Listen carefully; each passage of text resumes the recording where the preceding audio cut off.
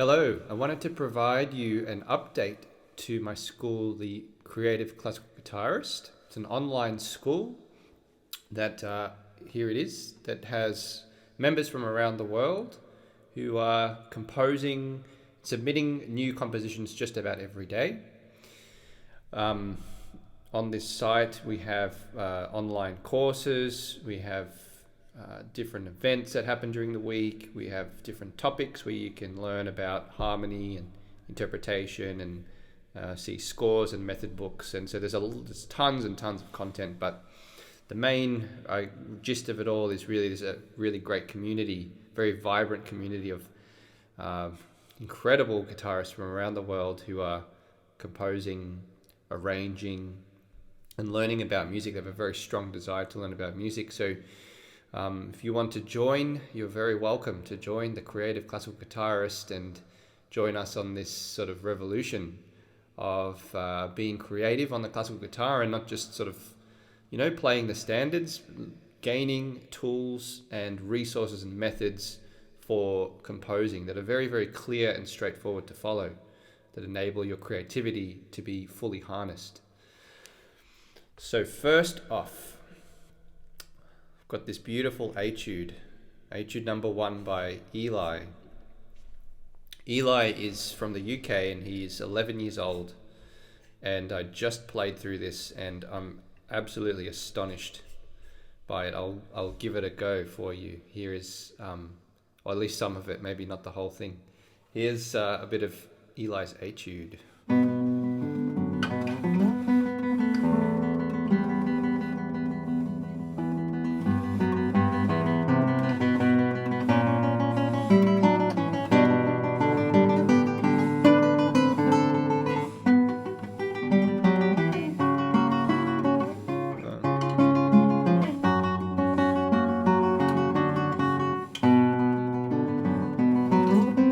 A bit of the first section there, a little bit rusty because I haven't, a little sloppy because I just learnt it, just read through it moments ago.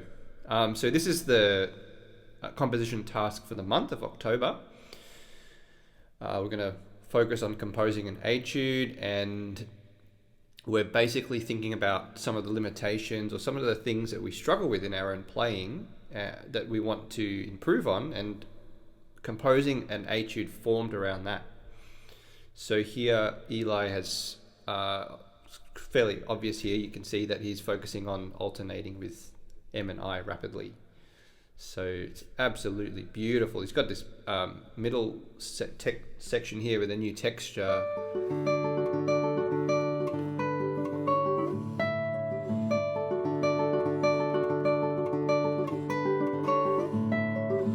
Beautiful writing.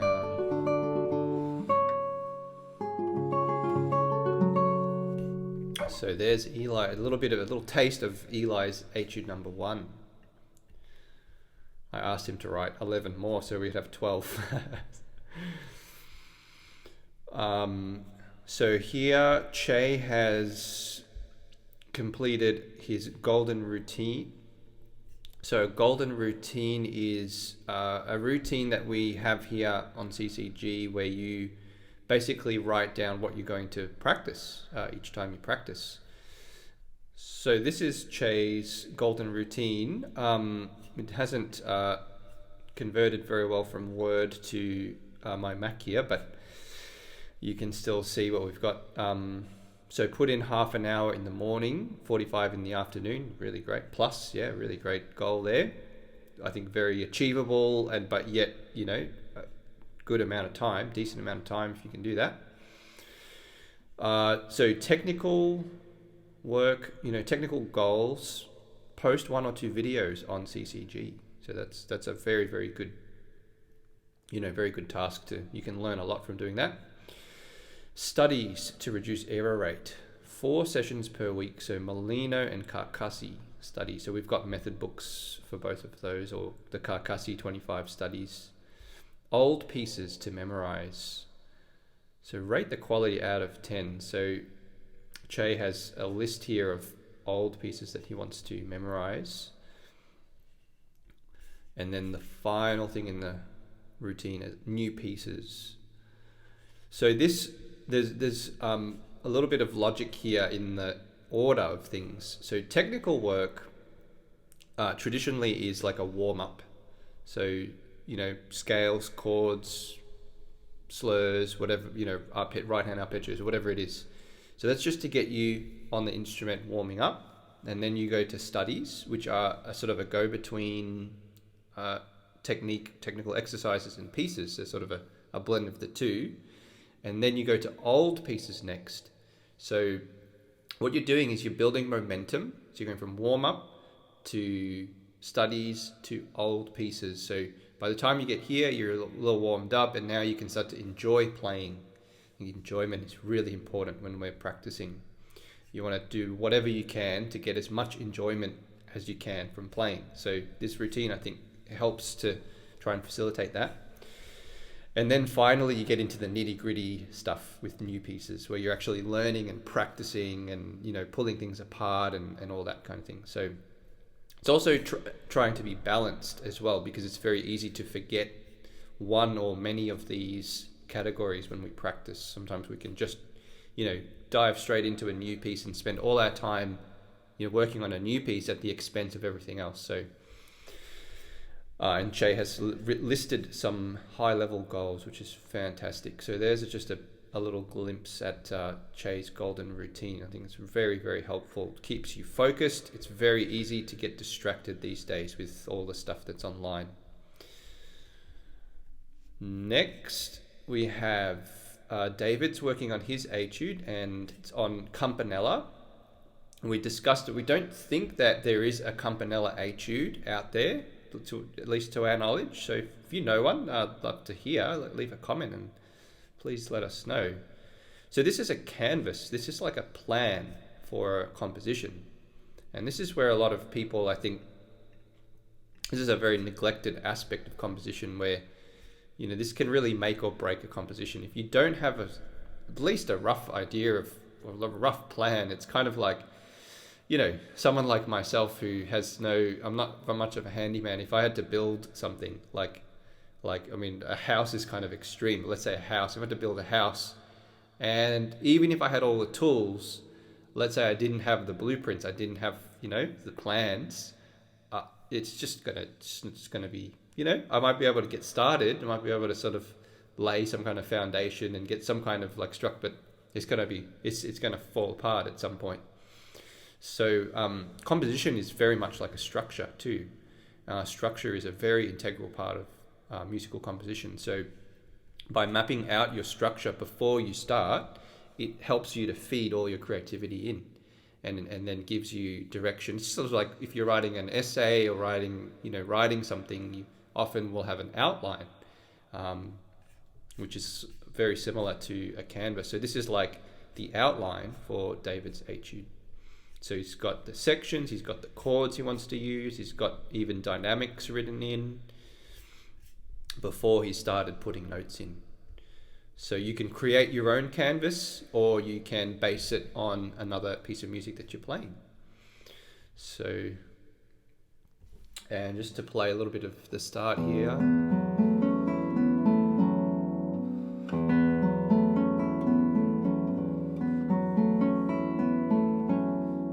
Go. So he's kind of got the first, the seeds are planted there, and then carry on with the canvas, and it will be no doubt it will be a very, very beautiful study.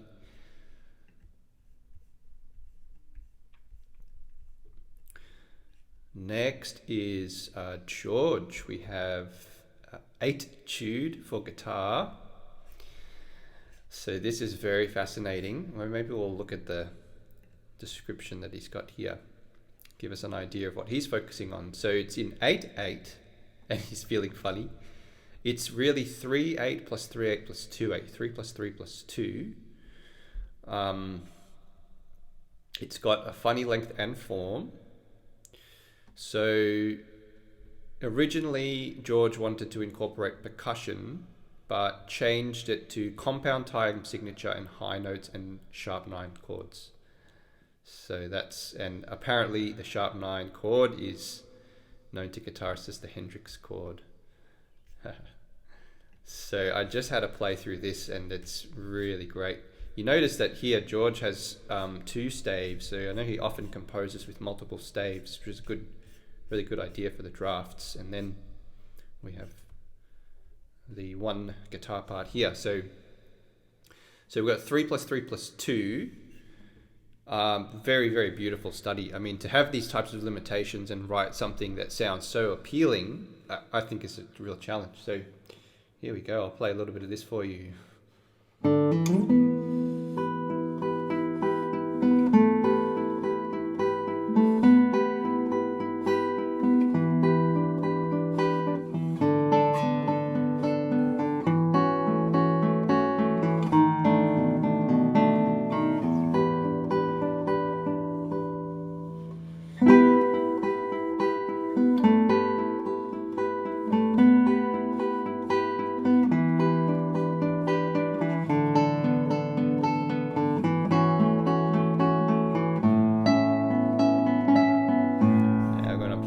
Positions.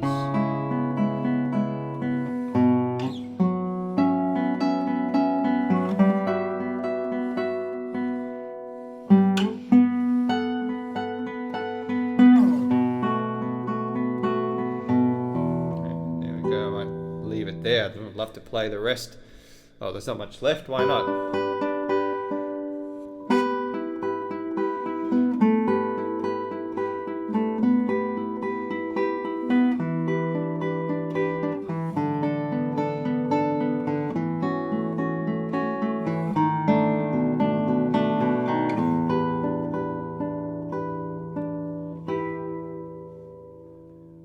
Wow, yeah.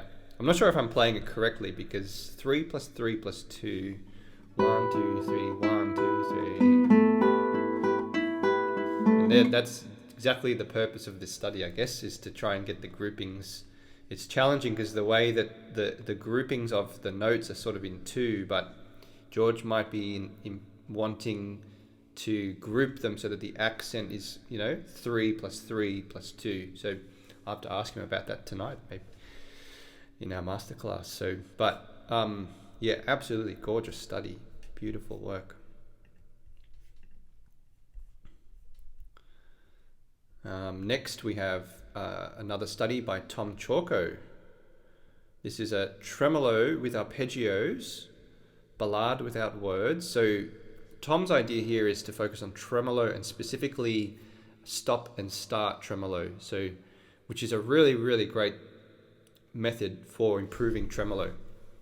I often teach when it comes to things like tremolo and developing speed, fast arpeggios. One of the tricks to developing that is to practice in bursts. So that's what Tom's done here. So we've got this beautiful introduction.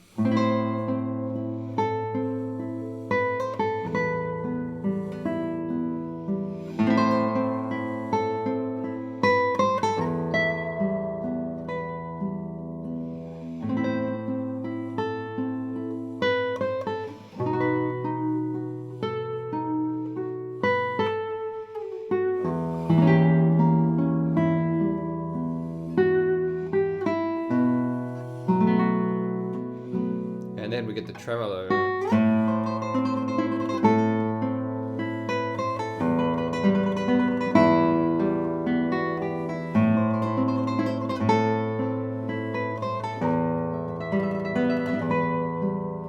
So that burst, stopping and starting, or starting and stopping, is really, really great because then that enables you to play quite fast and faster than you would be able to maintain for a long period of time. So you can really focus on evenness, stop. It's kind of like interval training a little bit, which is a very, very intense but very rewarding, beneficial type of exercise, right? Interval training where you jog for a little bit and then you sprint everything you've got and then you jog again and you just keep alternating that way. So yeah, beautiful, beautiful study. These are all, I'm just amazed at the beauty of these studies because the task was to compose a study and focus on specific, technical things you're struggling with, and we end up with these just absolutely gorgeous studies. lyrical, beautiful harmonies. So something I wanted to share here is Paula Child updated us a little while ago, about a week ago, saying that she attended a recital that Craig Ogden played. Craig Ogden is a very well-established player based in the UK, although he's originally from Australia, where I'm from. And Craig played her piece, Mazurka Choros, which is a gorgeous piece. I've got a recording somewhere on YouTube of that. And he played it amazingly and was very complimentary about it. And then he played, as an encore, he played her Candlelight Mazurka and gave her flowers. What an extraordinary experience that must have been. That would have been so lovely to have been there with you, Paula. And what can I say? Just well deserved, because your compositions are just stunningly beautiful. They're so enjoyable to play, and obviously Craig feels that way too. So, just thought I'd share that little kind of insight there from Paula as to what she's been experiencing lately. It's really fantastic. So the final thing I'd like to share is Prelude by Brittany. And as she says here, we're focusing on etudes, but she's spent the past couple of days composing a prelude, and it's a beautiful prelude. So just consolidating some basics, mainly using tonic and dominant, just within one key. It's a beautiful, beautiful prelude. I'll show you this prelude now and give you a listen. Here we go.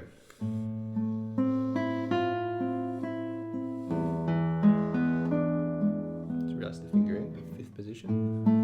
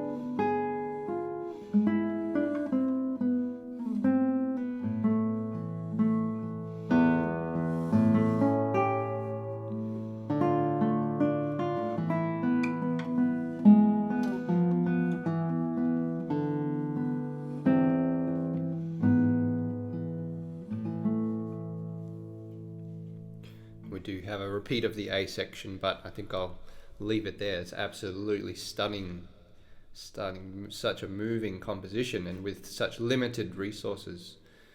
So there are some updates there. That's just a little bit of what's going on with CCG. We're about to start our masterclass now, 7 p.m. on Tuesday nights.